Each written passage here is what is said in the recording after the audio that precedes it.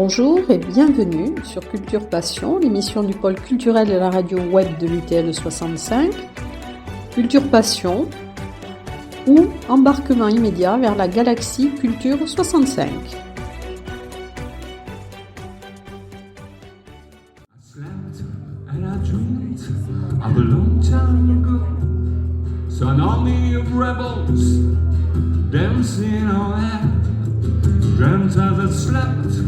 I could see the campfires, the song of the battle that was born in the flames, and the rebels was dancing on air.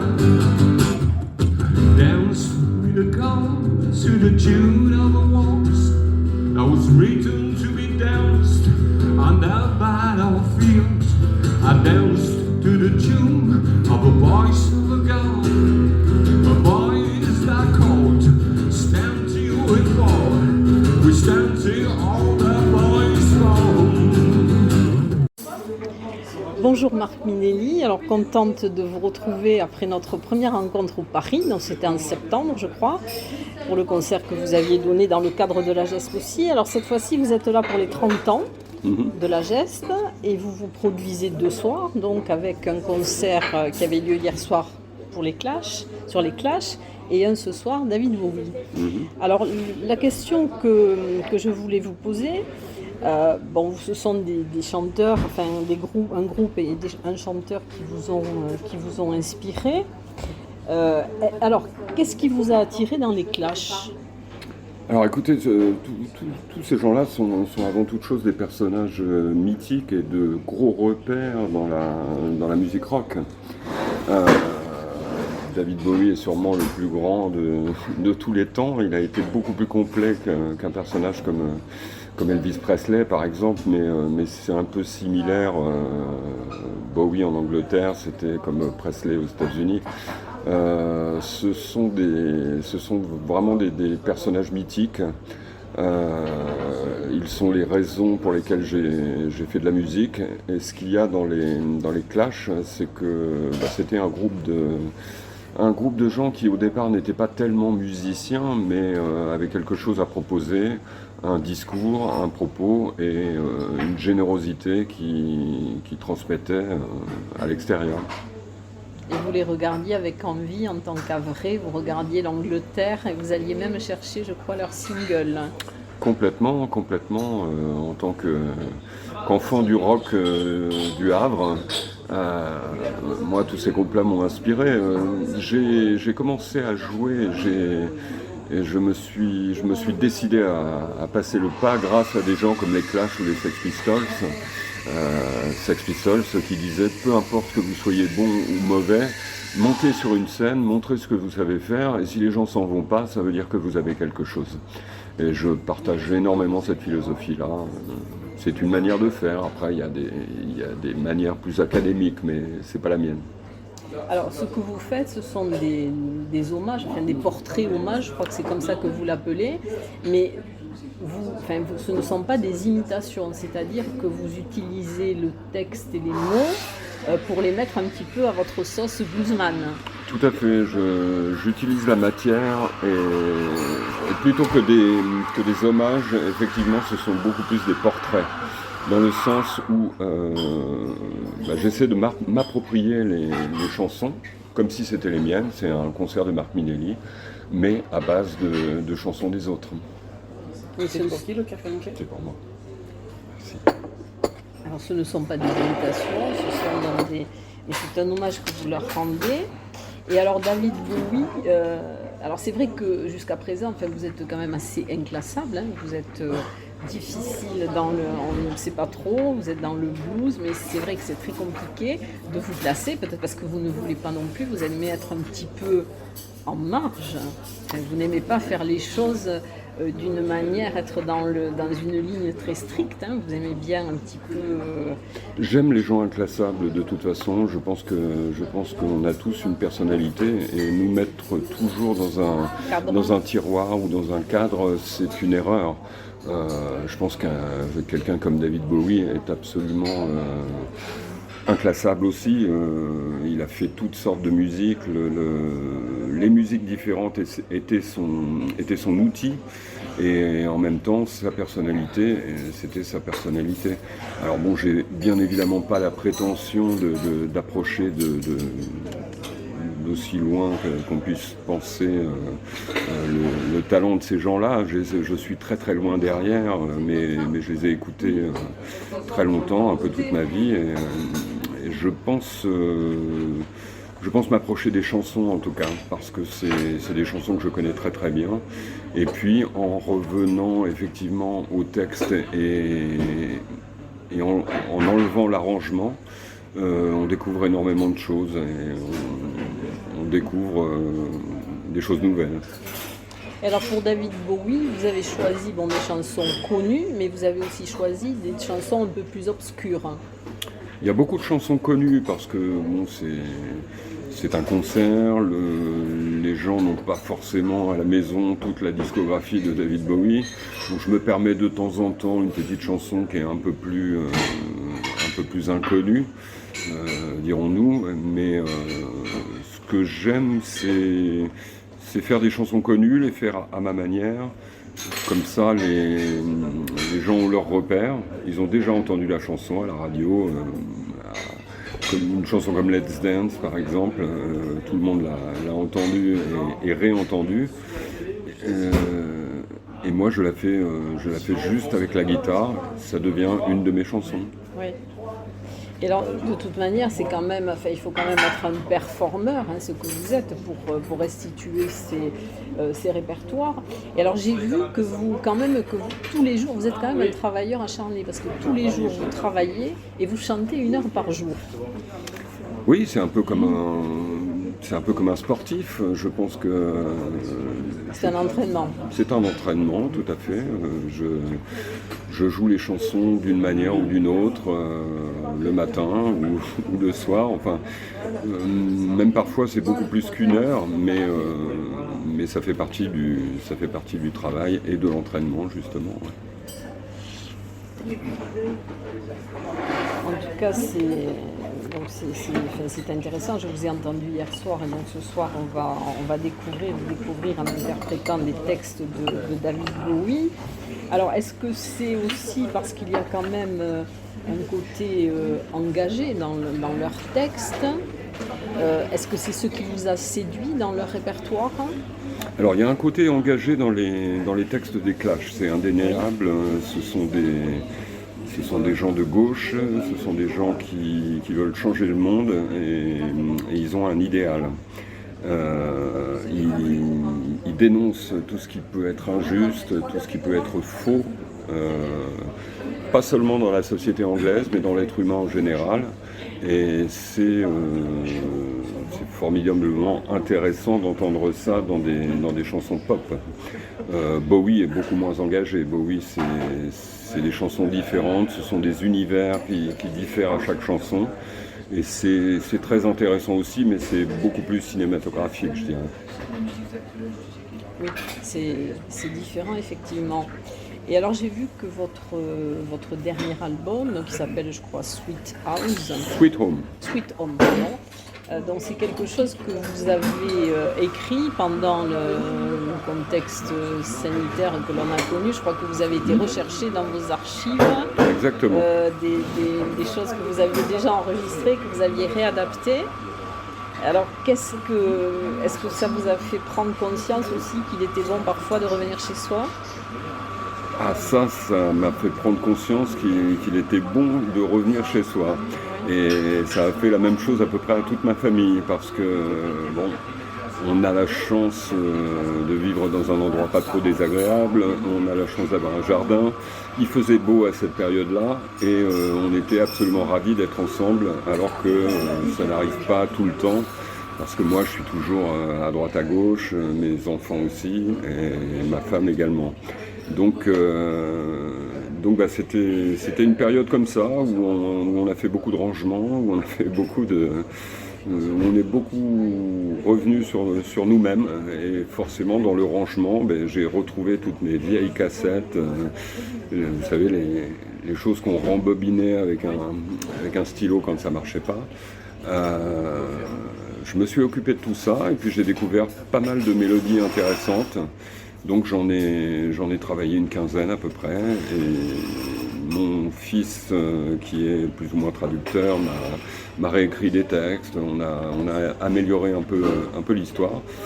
Et comme on avait du temps, j'ai pu enregistrer à la maison. J'ai le studio à la maison, donc j'ai enregistré ça. Et voilà. Et ça permet d'avoir un disque très sweet home, quoi, très apaisé et très personnel surtout. Wonderful small affair to the girl with the mousy hair, and the mommy is yelling no, and the daddy is started to go, but a friend is nowhere to be seen. Now she walks through a sunken dream to the seat with the clearest view, and she looked to the silver screen, but the film is a Sunday born. She lived it 10 times alone.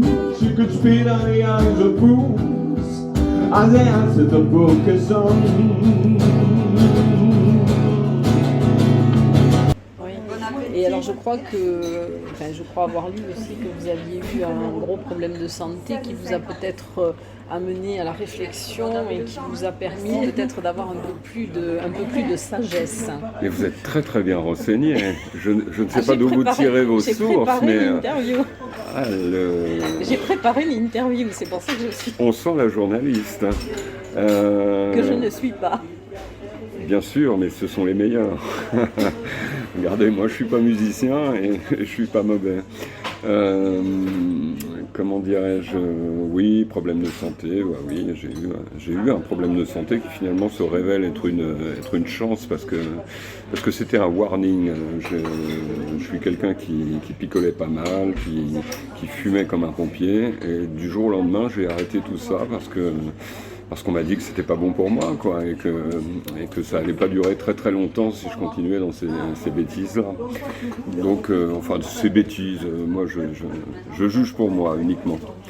Oui, voilà. Et donc ça vous a amené à plus de sagesse?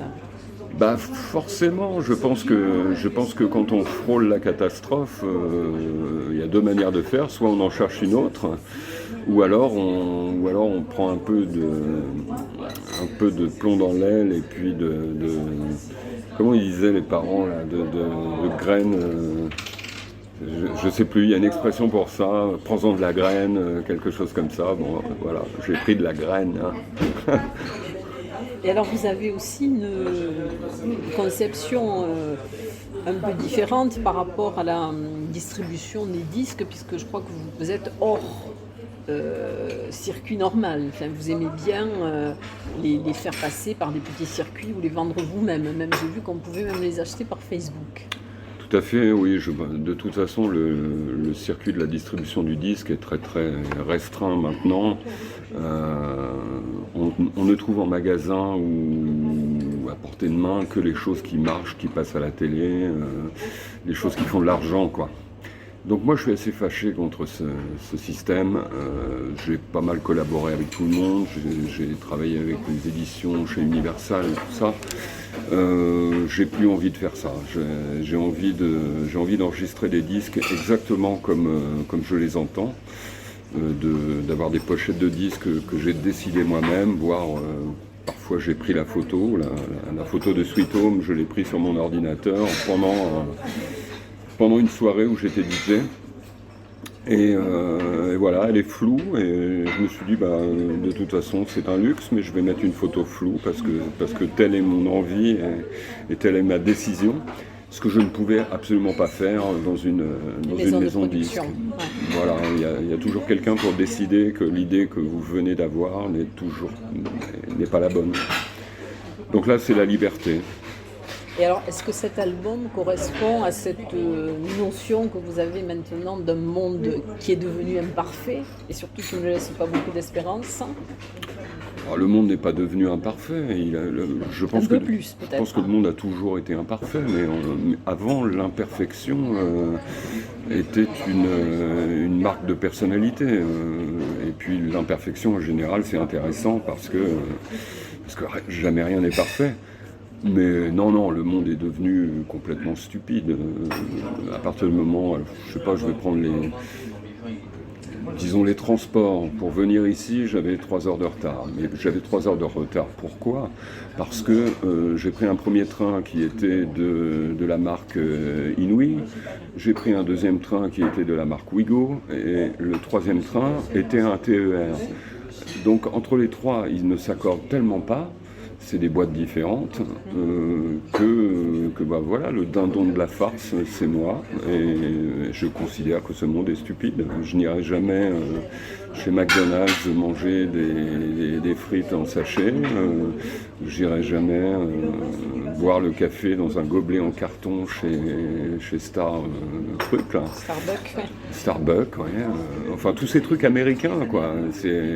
J'avais une fascination pour les États-Unis, pour les artistes américains et beaucoup pour les artistes américains de New York ou de Los Angeles ou de San Francisco. Après, maintenant, tout ce qui se fait aux États-Unis, c'est quand même bien barjot, quoi. Alors c'est pour ça que vous avez aussi une admiration, je crois que vous voulez réaliser quelque chose dans vos projets avec le cinéaste qui était aussi musicien, Jim Jarmusch. Alors je n'ai aucun contact avec Jim Jarmusch, c'est simplement un hommage qu'on va faire à Jim Jarmusch avec un musicien qui fait partie de l'opéra de Marseille et qui a joué avec un groupe qui s'appelle Ojo Triban. Ce gars joue du basson, le fait passer dans plein d'effets, de pédales d'effets et tout ça. C'est un peu le Jimi Hendrix du basson. Et à deux, on va jouer avec la musique et aussi avec les images de Jim Jarmusch qui sont toujours tellement belles et tellement proches de la réalité, proches de la vie, quoi. C'est ce côté un peu décalé, un peu... Alors je dirais pas que c'est... Oui, décalé, mais moi je trouve pas ça décalé, je trouve que c'est ça la réalité. Je trouve que Jim Jarmusch est beaucoup plus réel que le cinéma d'Hollywood, quoi. Ouais. Il a aussi ce côté, c'est peut-être ce qui vous plaît, ce côté un peu dandy, désabusé. Alors ça c'est lui peut-être, oui. mais les histoires qu'il raconte sont peut-être un peu désabusées, c'est surtout très très romantique et c'est tellement bien filmé. Les images sont fabuleuses.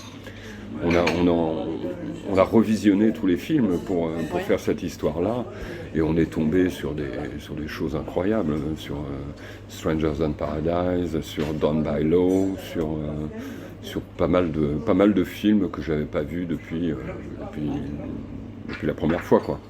Et alors ça va se traduire par un album, Non, ça va se traduire par des concerts, oui. Alors je ne sais pas si on peut encore appeler ça concert. Oui, c'est un concert et en même temps une performance avec le visuel.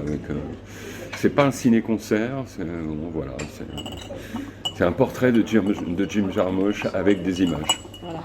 Alors j'ai vu aussi que dans vos projets, vous voudriez faire aussi quelque chose sur Prince. Oui, je veux faire trop de choses en fait.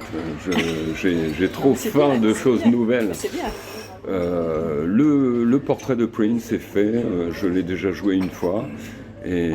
Parce qu'en fait, tous ces portraits sont partis d'une idée que j'avais avec un ami au Havre qui tient un endroit, un petit cabaret, et qui me disait « Viens jouer une fois tous les mois, on va faire résidence avec toi ».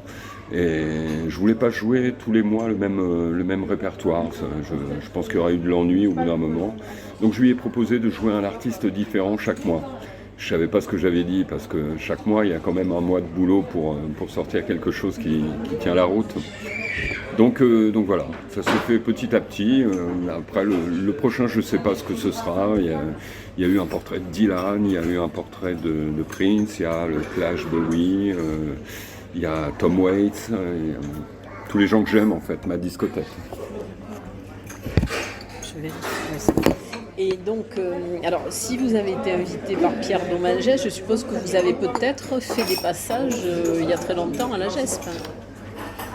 Depuis quand je joue la première fois que je suis passé, je me rappelle pas, sincèrement. Et vous y êtes venu? J'y suis venu plusieurs fois. J'y suis venu plusieurs fois. J'ai croisé Pierre au départ, je crois que c'était à Albi. Il présentait l'un de ses bouquins et je faisais la partie musicale après.